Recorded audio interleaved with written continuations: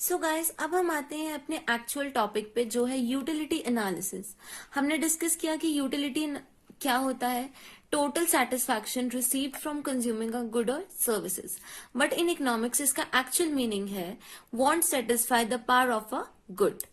After that, we'll discuss the features of utility.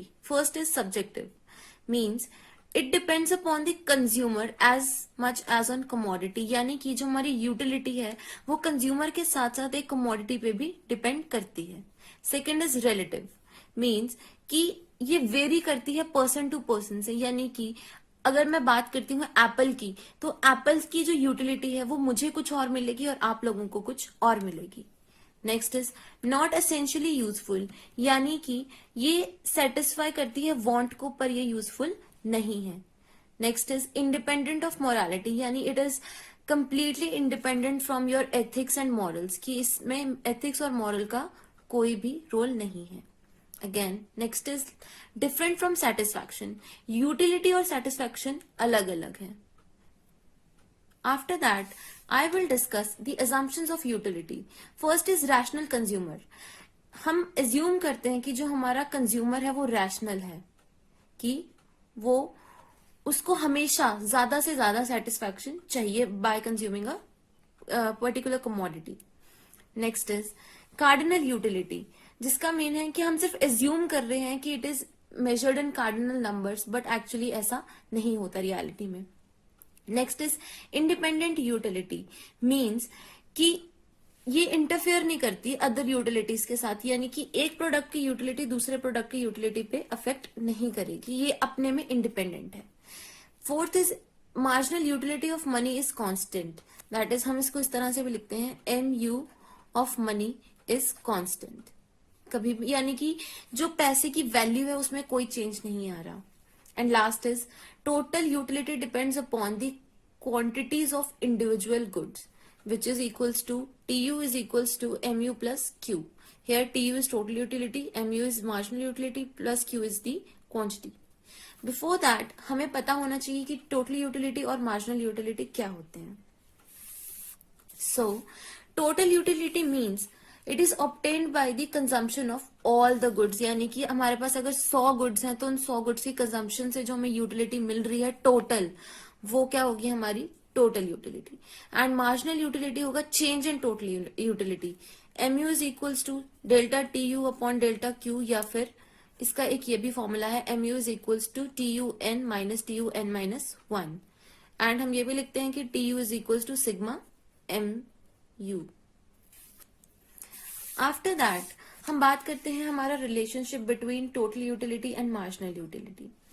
हमने यहाँ पे लिया है क्वांटिटी 0, 1, 2, 3, 4, 5, 6, एंड यहाँ पे लिया है हमने टोटल यूटिलिटी 0, 10, 18, 24, 28, 28 एंड 24.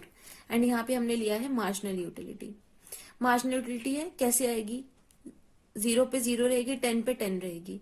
अब ये 2 पे 18 टोटल यूटिलिटी है तो मार्जिनल यूटिलिटी कितनी होगी 8, यानी कि 18 माइनस 10. आफ्टर दैट 3 पे जब क्वांटिटी 3 है तो कितनी होगी 24 माइनस 18, दैट इज 6. देन 24 में से हमने कितना माइनस करना है 28, यानी 28 minus 24. Then 28 minus 28 that is 0, and then 24 minus 28 that is minus 4. So friends, अब हम डिस्कस करेंगे जो भी हमने टेबल बनाया था उसको with the help of a diagram. अब हमने OY एक्सिस पे लिया है हमारा total utility and OX axis पे लिया है क्वांटिटी. दूसरे डायग्राम में हमने OY एक्सिस पे लिया है marginal utility and OX axis पे लिया है हमने क्वांटिटी. जब मेरी क्वांटिटी 1 थी तो मेरी total utility 10 and marginal utility भी 10. जब quantity 2 total utility 18 and marginal utility 8. जब 3 थी तब 24 एंड हियर इज 6. देन जब 28 थी तो यहाँ पे 4, एंड जब 5 क्वांटिटी थी तब हमारी जो टोटल यूटिलिटी थी वो 28 थी एंड मार्जिनल यूटिलिटी 0 थी. एट पॉइंट A ये हमारा टोटल यूटिलिटी का मैक्सिमम पॉइंट है. आफ्टर दैट ये फॉल करनी स्टार्ट कर जाएगी, दैट इज 24 पे, ये 28 से 24 हो जाएगी, और जो हमारी मार्जिनल यूटिलिटी है वो नेगेटिव हो जाएगी, दैट इज -4। अब हमने डायग्राम में हमने देखा कि जो हमारी टोटल यूटिलिटी जब इंक्रीज कर रही है तो मार्जिनल यूटिलिटी डिक्लाइन करने लगेगी, यानी कि डिमिनिशिंग, पर वो पॉजिटिव है।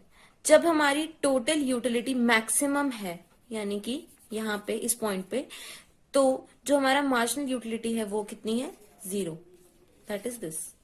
एंड देन जब हमारी टोटल यूटिलिटी फॉल करने लग रही है तो जो हमारा मार्जिनल यूटिलिटी है वो क्या हो जाएगी, नेगेटिव हो जाएगी।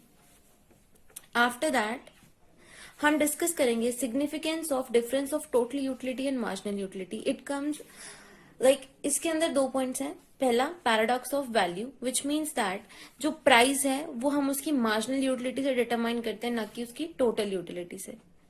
सेकेंड इज कंज्यूमर सरप्लस, यानी प्राइस रेडी टू पे माइनस प्राइस एक्चुअली पेड, कि प्राइस एक कंज्यूमर कितना पे करने के लिए तैयार है और उसने कितना एक्चुअल में पे किया, that is our consumer surplus. Thank you so much.